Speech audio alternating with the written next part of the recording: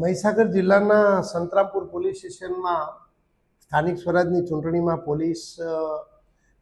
બિલકુલ કાયદો વ્યવસ્થાનું સુશાસન રહે તેમજ સુલેહ શાંતિ જળવાઈ રહે એ બાબતમાં કોઈ કેફી પદાર્થોનું એનું કોઈ વહન ન કરે ને ગેરકાયદેસર કોઈ પ્રવૃત્તિ ન કરે એ બાબતમાં પોલીસ ઇન્સ્પેક્ટરશ્રીએ અને ચૂંટણી અધિકારીશ્રી તેમજ અમારા પોલીસ અધિક્ષક શ્રી સફીન હસન સાહેબની સૂચના મુજબ નાકાબંધી ચાલતી હતી અને આંતરરાજ્ય તેમજ આંતર જિલ્લાની નાકાબંધી ચાલે જ છે. એ બાબતમાં બટકવાડા ઓપી વિસ્તારમાં અમારી એક ટીમ ખાનગી વાહનમાં ત્યાં સર્ચિંગમાં ઊભી હતી. એવામાં ફતેપુરા બાજુ એટલે કે દાહોદ જિલ્લા બાજુથી એક બાઇકવાળા આવે છે અને પોલીસ એમને ઇશારો કરે છે કંઈક શકમંદ લાગ્યું એટલે પોલીસ એમને ઊભા રાખવાની કોશિશ કરે છે, પણ આ લોકો કંઈક મતલબ થેલામાં કંઈક વચ્ચે હતું શકમંદ એટલે સીધા રજાત ફળિયું જે બટકવાડા વિસ્તારનું છે અને ડુંગરાળ વિસ્તાર છે તો સીધા ત્યાં ભાગે છે. એટલે પોલીસને કંઈક શકમંદ લાગ્યું જેથી પોલીસ ખાનગી વાહન તેમજ પીછો કરે છે અને ત્યાં જઈ અને બિલકુલ નજીક પહોંચ્યા પછી એ લોકો બાઇક મૂકી અને જે પોટકું હતું એ પણ મૂકી અને સીધા નદી વિસ્તારમાં બાજુમાં એક મતલબ પાણીનો રેડો જાય છે, નદી જેવું છે, એમાં ભાગી જાય છે. એટલે પોલીસે પોતાની ઓળખાણ આપી કે ભાઈ આ કેફી પદાર્થ માટે અમે સાથે આવ્યા છો. તો એવામાં થોડી બૂમાબૂમી થઈ અને ત્યાંની પબ્લિકમાં એક માનસીબેનો એક અલ્પેશ અને દિનેશ કરીને કે એમના જે દીકરા રહ્યા એ બાબતમાં બૂમાબૂમ કરી અને 15 સ્ત્રી પુરુષો બધા ભેગા થઈ જાય છે. આ લોકો સીધે સીધું પોલીસની ઓળખાણ આપવા છતાં કાયદેસરની કાર્યવાહી કરવા છતાં સીધે સીધું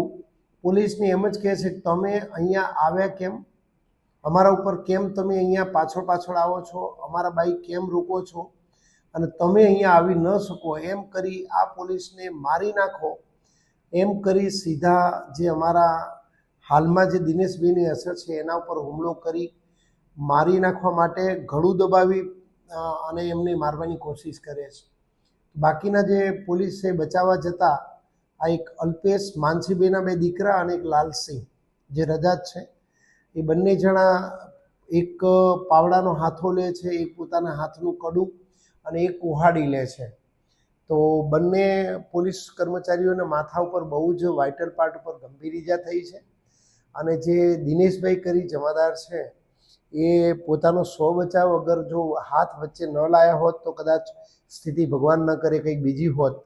એ પ્રમાણે એમનું પણ ફ્રેક્ચર થઈ ગયું છે. શરૂઆતમાં પોલીસને બીજું પોલીસ બળ મળતા એ લોકોને બચાયા છે અને આ લોકોનું ટોળું બહુ જ ઘાતક અને પ્રાણઘાતકની તૈયારીમાં હતું અને માત્ર ને માત્ર દારૂની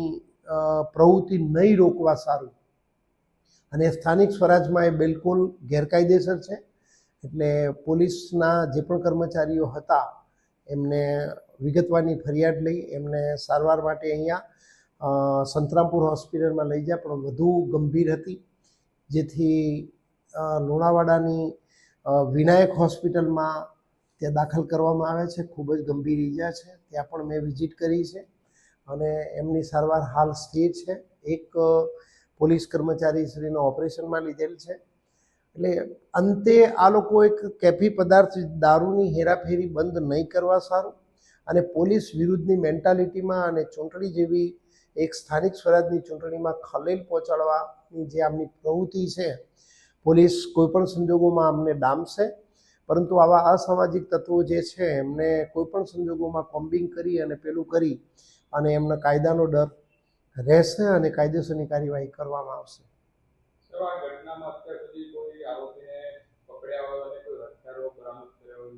રાતનો સમય હતો એટલે પોલીસે કોમ્બિંગ કર્યું છે, વિસ્તાર ઘેરી લીધો છે, પરંતુ ડુંગરાળ વિસ્તાર હોવાથી પોતપોતાના વિસ્તારમાં કોઈ નદી નાળા તરફ લોકો ભાગી ગયા છે અને આજુબાજુના 5-10 ઘર જે છે બધા જ ખાલી છે. જિલ્લાની પોલીસ અધિક્ષક સાહેબની સૂચનાથી કોમ્બિંગ કરવામાં આવ્યું છે. એલસીબી, એસઓજી, સ્થાનિક પોલીસ, ડીવાયએસપી કક્ષાના અધિકારીઓ, સુપરવિઝન અધિકારી, પણ હાલ પૂરતા કોઈ આરોપી આમાં હસ્તગત થયેલ નથી.